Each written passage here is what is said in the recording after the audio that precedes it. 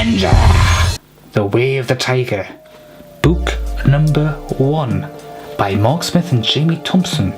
You know, the name Jamie Thompson rings a bell now that I think about it. Let me just take a quick look. No, I'm not sure what the bell it was ringing, but the name Jamie Thompson does ring a bell. I just don't have any books by him. Odd that, but there you go. Anyhow, this is The Way of the Tiger, Avenger, and as you can see there's a picture of a ninja here. The number 1 adventure game series it proudly claims. I have no idea if there's any truth to that or not. I mean, this came out around the same time as Fighting Fantasy, and Fighting Fantasy tends to say that it was the number 1 adventure game system as well. But there you go, I think Lone Wolf might have also, or Greystar, or whatever, whichever nickname he wanted to use that week, that may also have claimed that particular title as well. So, what on earth is Avenger? Well, Avenger is a series. I've never actually read book 1. I came in on a much later book in the series. But Avenger, as per the back of the book here, this looks very much like a cheap paperback kind of look here, not so much a adventure game book, but I suppose it's trying to stand out a bit in its own right. You are Avenger, a ninja warrior, worshipper of Quan, supreme master of unarmed combat. Trained in the way of the tiger, you are now an outstanding master of the martial arts, ready to use your deadly skills to overturn evil and to avenge the death of your foster father, Naishi. I'm going to assume that's the pronunciation. I don't have any way of knowing. Naishi's assassin has stolen the scrolls of Ketsuan. Again, I don't know if I'm pronouncing that right. Guardian of the secret word of power, which could imprison Quan in the inferno forever, unleashing the forces of evil throughout the world of Orb.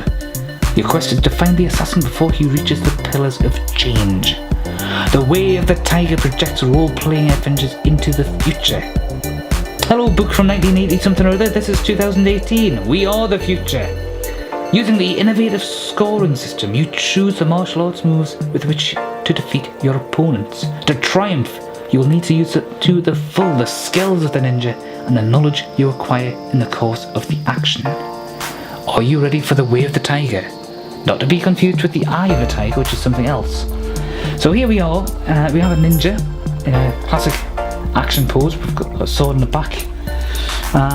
Can't tell if it's supposed to be a katana or if it's supposed to be that straight sword that the ninja repeatedly used in several different movies, but which turns out to be a historical fake. That is, I believe, called a kana, or kama even. It's basically a hand scythe. And of course we've got a guy in a black ninja suit with a black belt and so on and so forth. There's been various debates after all about whether ninjas are actually real or not.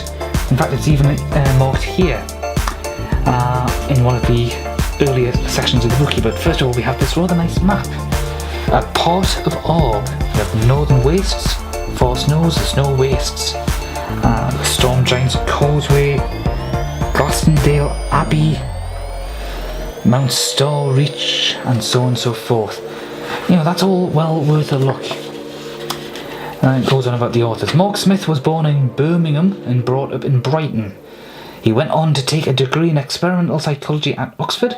Since then, he has spent some time in America. No idea what he's doing nowadays since then. For all I know, he might be dead. Likewise, Jamie Thompson was born in Iran and met his co-author while in school in Brighton. After taking a degree in politics and government at Kent University, he had a variety of jobs before becoming assistant editor of the leading adventure game magazine. Now, Steve Jackson and Ian Livingstone, them of Fighting Fantasy and Dungeons and Dragons, were also doing adventure game magazines, so it doesn't mention which one it was. Whether it's got anything to do with that or not, I don't know. The author's interest in adventure games began some 10 years ago, and Mark began work on creating the fantasy world of Orb in 1976. Assassin, the second Way of the Tiger title is available now, coming soon, Usurper. And here's the historical note I was actually referencing earlier. It also comes with a warning: do not attempt any of the techniques or methods described in this book. They would result in serious injury or death to an untrained user. I'm going to assume that's done in a tongue-in-cheek implication more than anything else. Because you don't really... You'll see why when we turn to the artwork displaying what the techniques are supposed to be. And as a former martial artist myself, I can't really follow all of them as to what they're supposed to do. It just sort of shows you a start and end, but we'll cover that in a minute or two. Historical note. Ninjas are historical facts. Ninjas existed in Japan from the 6th century AD to the beginning of the 17th century. For much of this period, there were struggles for power between the warlords, the daimyos, again I don't know if I'm pronouncing that right, who were the heads of the noble clans. The ninjas were unknown, faceless men, professional assassins and spies, killing machines available for hire. All of the abilities and skills attributed to the ninja in this book are based on reality. Historically, the ninjas of medieval Japan were apparently able to perform most of the feats and were expert in many of the skills outlined in The Way of the Tiger. Now, I think we can quite justifiably say that this is just a work of fiction. The work was began in the mid-70s, and there was quite a bit of a martial arts craze at that point, and to this day there still is obviously a lot of interest in martial arts, to the point where people hear the word martial arts and they automatically think that's a fighting style from the Orient, from Japan and China and maybe Korea and Thailand and so on and so forth. And then you hear ridiculous debates such as who would win in a fight between a samurai and a Roman soldier, and people say, oh, the samurai would win because he knows martial arts. So did the Roman soldier, because what all a martial art is, it's just a method of fighting. It's a system of fighting in different circumstances that is trained specifically for soldiers. A Roman soldier was obviously a soldier, a samurai was a soldier, a ninja, okay, it was an assassin, although ninjas were also samurai in some cases. If you visit the Metatron, he has actually done videos on this. He can go into far more detail, as he has actually lived in Japan. He's a fully qualified linguist. He speaks multiple languages, including Japanese, and he has a passion for both all things Japanese as far as martial arts and history is concerned. He is a samurai fanboy. He can go into a lot of information on that, and he has done so in his video, so that is my recommendation in that regard. We have an adventure game sheet. Now this is a bit different from Fighting Fantasy. You can see that the previous owner, or one of the previous owners, has recorded healing herbs plus 8 and 15 gold, and there's a reference to I Am a Ninja page 112. There is actually information on that. If you go to that page, there's the reason for that particular note being made there becomes apparent. There's some sort of poem or rhyme there, but it actually gives you the combat ratings, how powerful you are in punching, kicking, throwing, fate modifier, inner force, and your endurance is listed here. There's no skill, stamina or luck as such, but I suppose endurance would therefore count.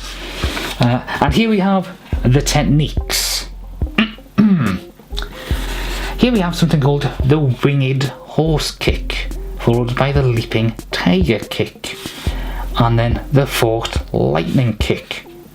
Here we have the iron fist punch, followed by the tiger's paw punch and the cobra strike punch. We then have the whirlpool throw, we have the dragon's tail throw, and we have what wrestling fans will probably think of as the Hurricane Rana, but it's here called the teeth of tiger throw. Now, in all brutal honesty, I don't see how anybody could refer to these pages as a training manual, because it doesn't really show you how this winged horse kick is supposed to be performed. It just shows you a part of the maneuver. Okay, to my mind, from the way you can see the whirls are concerned, I'm just going to call these streaks here whirls. That'll be the whirls of air rushing through, as your foot rushes through the air and so on and so forth. That looks like it could be some sort of what I would call a wheel kick, which is basically where your leg is going to be basically making a circular motion across, horizontal to the ground, for example. It's a bit difficult to demonstrate when, from this kind of video thing, and it's not really meant to be a martial arts demonstration video anyhow, but then you got the same sort of thing. It just looks like variations of the same kick more than anything else. Perhaps a foot position there indicates that that's supposed to be with the instep of the foot, as if it's some sort of inverted kick. It's really weird. That one I get, because I've actually seen that kind of technique done before, although done very differently with the application of the feet to the person's knee, and that looks similar enough to that sort of show crossover. I don't get how this throw is supposed to work, because you seem to be sort of, I don't know, you seem to be sort of teleporting yourself into that person's centre of mass to actually do that. There's no in-between motions to really make it clear how that's supposed to work. And don't get me started on just how crazy that manoeuvre looks. I mean, what is the point? That particular technique looks like it's more likely to do you harm when you land it on the floor with your body just crashing into the floor like that. Yes, you might be able to brace yourself or relax and go numb and take the impact by flinging your arms out to help break the fall a bit, but it just doesn't look practical. And then you've got the background of the book itself. I don't think we'll need to read through all of this because there is quite a bit to go, but it goes into details such as punching, kicking, throwing, the ninja's endurance, punch modifying, the block. Let's look at endurance. You begin the game with 20 points of endurance. Keep a running total of your endurance score on your character sheet. It will probably be the category that will change the most, as you are wounded, healed, etc. When you reach 0 endurance or less, you are dead and your adventure ends. So that is essentially your stamina. So may your endurance never fail. But yeah, so that means that you can lose endurance points and obviously heal, because there's healing herbs noted in the inventory, to recover the points, and presumably eating as well will allow you to recover. There's inner force as well as fate and the skills of the way of the tiger. Inner force, through meditation and rigorous training, you have most of the ability to unleash spiritual or inner power through your body in the same way as the karate experts of today break blocks of wood and bricks. Yeah. In any combat, before you roll the dice to determine if you will hit or miss an opponent, you may choose to use inner force. If you do, deduct 1 point from your inner force score. This is used up whether or not you succeed in striking your opponent. If you are successful, however, double the score you roll when determining the amount of damage you inflict. When your inner force is reduced to 0, you may no longer use inner force, so use it wisely. You begin the game with 5 points of inner force. Nothing on whether or not you can actually regain it.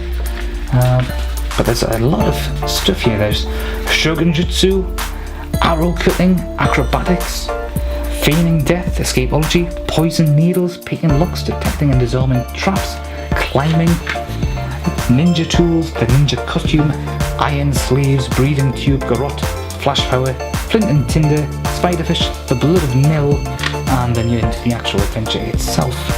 So basically, you are going to choose what skills you have as you go forward into the adventure.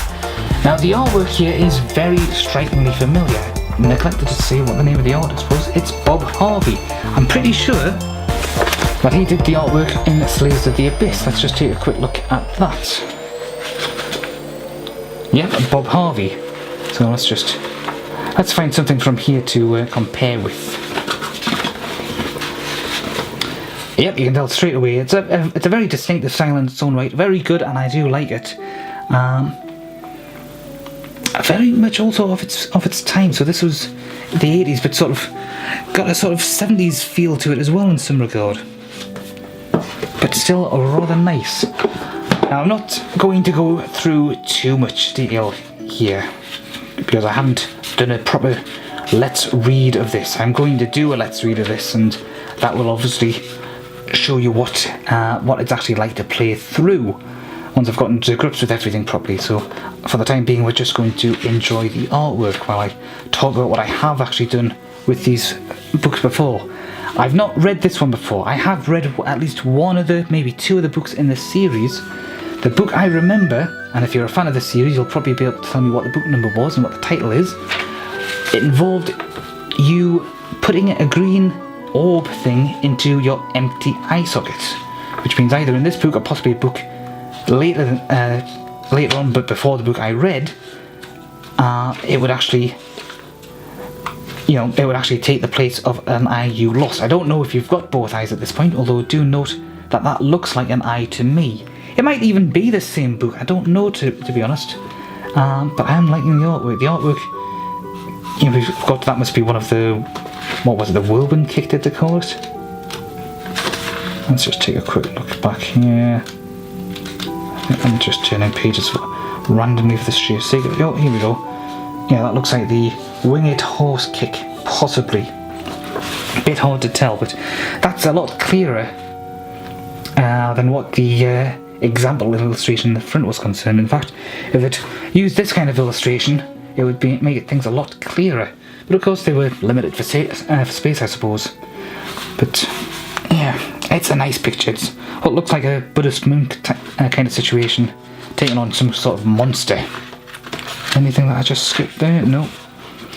But yeah, you were basically, as I recall, given the option to put this orb thing into your empty-eye socket to actually take that, just to hide it, and then it sort of reacted with your body and sort of hacked into your nervous system. You could try to pull it out. Can't remember if that would kill you outright though, but you could certainly try to pull it out. But if you left it in, then it would take on the role of an eye and give you certain abilities. I'm assuming this person must be one of the bad guys. Now, it might even be in this particular book. That might actually be something that happens in this book, but I'm pretty sure it's a later book, or it might be an entirely different series. Comment below, let me know. Yeah, that is definitely the kind of monster Bob Harvey draws. There's another one a bit like it in Slaves of the Abyss that I showed you earlier. But I do like his artwork. I do like it quite a lot, second only to Martin McKenna, in my opinion. And my own personal likes and dislikes of the artwork of the people who have worked on these books. Martin McKenna is tops. Now that's something you don't see very often in these kinds of books. Somebody is actually getting decapitated. That's there's no implication there. That is outright graphic decapitation. Not much in the way of blood, because they're obviously trying to keep it relatively clean, because they are aiming these things at kids after all.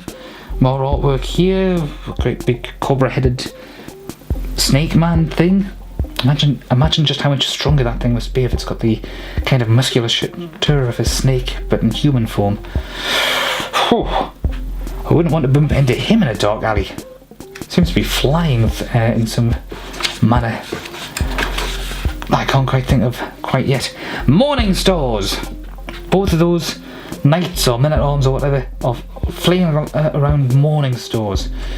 Bit of an unusual item to see in some cases, because most people go with swords, but nice to see. This guy's got some sort of great big honking mace club hammer type hybrid thing. Looks like a pirate attack. And so on. I think I just skipped an image there. No. But we have got Conan the Barbarian Khan type thing. I wonder if that's supposed to be you. Is that one of those rare cases where you've got a sort of third person view of yourself there? I won't know until I have a read through. Ooh, that's definitely unusual. It's not often that you get artwork on the same page, either side of the same page there. Some kind of Yeti here? Yeah, I definitely remember enjoying reading that particular book, which is one reason why I went around looking for it. I'm pretty convinced it's the same series. It could be a different series, of course, but I doubt it. We're certainly not out of artwork yet. That's the thing. Sometimes the artwork is so good in these books that you just sort of get distracted by it and you just sort of want to look at that more than actually read through, and that's understandable because the artwork is usually quite good. There's a fair few. Well, no, there's very few rather that I've not enjoyed, that I've taken one look and thought, no, that's not for me. But thankfully, most of the books like this that I have read over the years, I've liked them all. Oh god, imagine the arguments. But also imagine the makeup sex. Yeah, that doesn't really matter. No, let's not imagine the makeup sex. If you are imagining the makeup sex, sorry, my bad. Enjoy your Google search. Oh god, no, don't Google search that. You'll probably find something that's really disturbing in that case. And if you do go and Google that and find something really disturbing, don't blame me, because you're the one that actually went and Googled it. Man with a trident. You know who that looks like? To my mind, Jamie Lannister before he lost his hand and before he decided to get a haircut. Some kind of corpse monster, I think? No, maybe not a corpse monster, just a generic large monster. Still not one you'd want to bump into. Definitely not wanting to spill that guy's pint. And this guy, what could he be up to? Looking into a fire outdoors, probably trying to keep warm. And here we've got a map of a castle. That's actually quite a large area. It's that's actually quite a large area. Is that actually supposed to be a town, or is that supposed to be? Yeah, it's got to be a town. It's being referred to as a keep, but it's so large, there's so much space there. It would be a bit pointless to not have it used as a town. And you just can't see the actual. Can't actually see the actual inhabitant. The actual inhabited dwellings, anything on it, because it's perhaps not going into that much detail. And rather unusual for a book like this. Although there is a stamp there and some of the information. That's UPS HK. Has this come from Hong Kong? Is that what the HK probably stands for? But what rather unusually for these kinds of books, there's absolutely nothing in the back to try to sell you the other books. That is unusual.